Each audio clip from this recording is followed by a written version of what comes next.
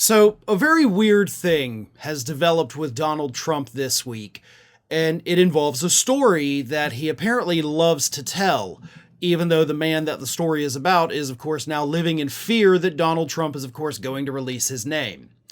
Allegedly. Anyway, the story that Donald Trump told during his signing of his executive order on Monday, and then again on Sean Hannity's program on Tuesday evening, is that he's got a really, really fat friend. You know, he loves the friend. But, you know, he's just big old fat guy, apparently.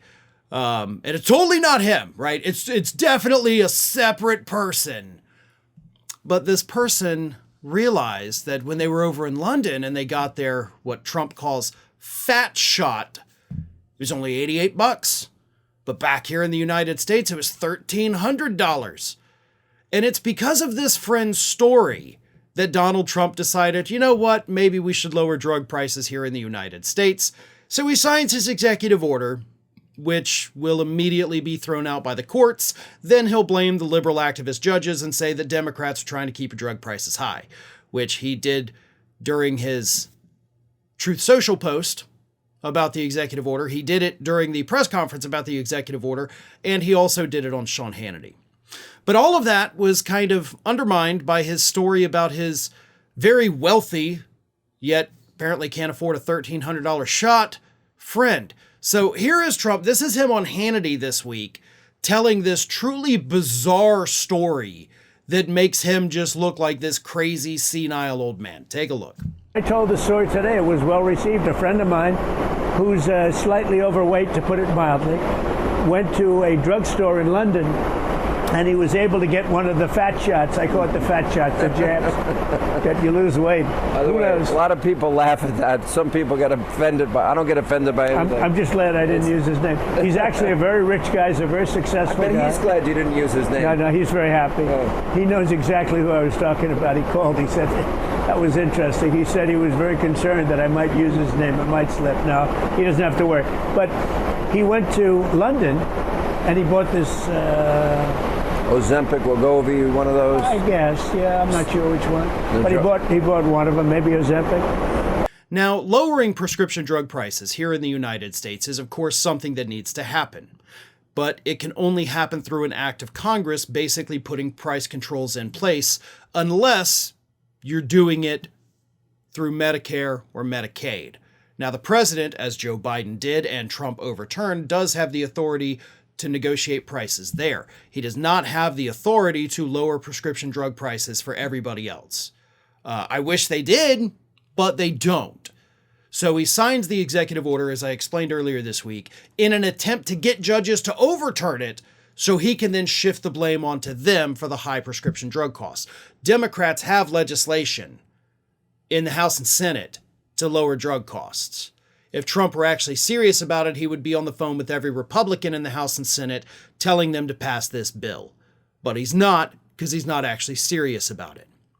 But let's go back to the story about the obese friend, right? Who, again, is totally not Trump himself, right? Don't think that for a second. It's really just a totally separate person.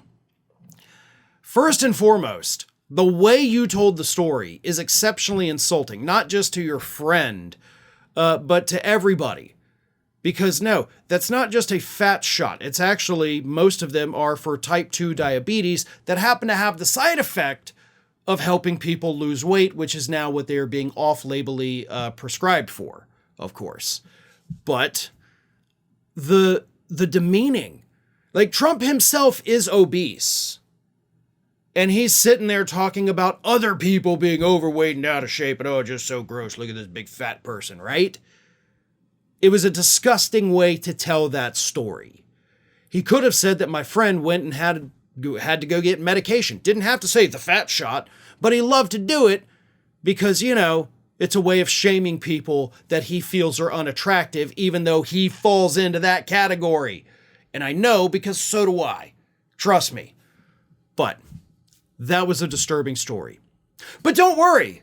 Because then later on in that interview with Sean Hannity, the man who famously back in 2017 said, "Who knew healthcare could be so complex?"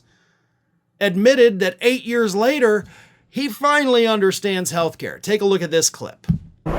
I would fight so hard to get a half a point, and I actually had it down a half a point for 1 year, and I was so proud of myself because that never happened before. It was always going up. Drugs only went in one direction, that's up.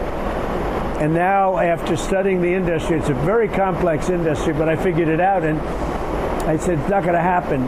But the Democrats fought very hard to keep the prices of drugs very, very high. They really are to blame for this because they should have done something about it. And yes, that's right. Donald Trump has, as he says there, studied the industry. And now he's got it all figured out. He knows what he's doing. Except for the fact that he basically signed an illegal executive order that, of course, is going to be overturned by the courts. Other than that, he totally understands what is going on here, because he really understands it. No, he doesn't.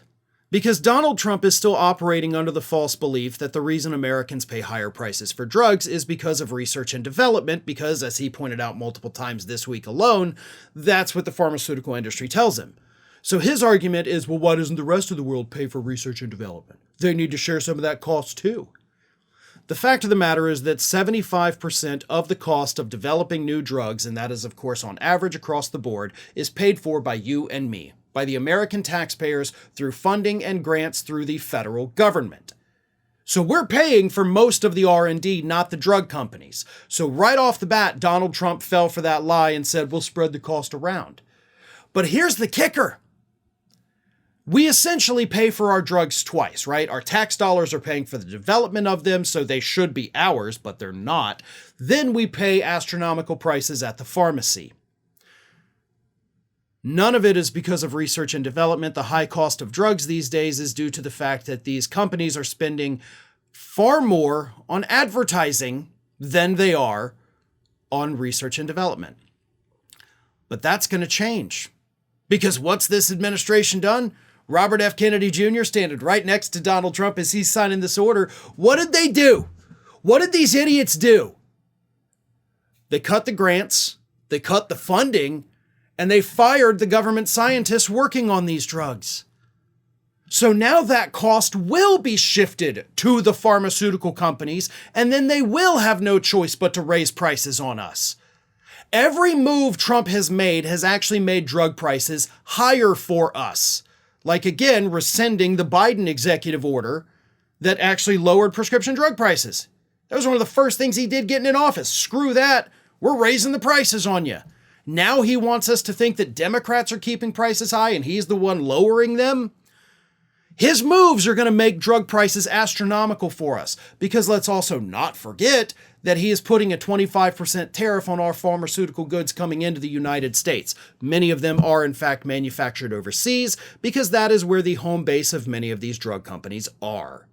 They're not American companies, and they're not going to be American companies. So he has screwed us more times than any other president in the shortest amount of time on the issue of prescription drugs. And yet all he can do is talk about how it's the Democrats' fault and remind you all that he has a fat friend, which is not relevant to anything, but by God, he really apparently loves to tell that story. And I can promise you, probably not going to be the last time we hear it either. Thanks for watching today, everybody. And don't forget, if you're not already, please do subscribe to this channel. We have fresh content going up every single day, and I would really hate for you to miss out on that. And speaking of missing out, if you're not following me across all other social media outlets, then get on it. You can follow the links in the description of this video.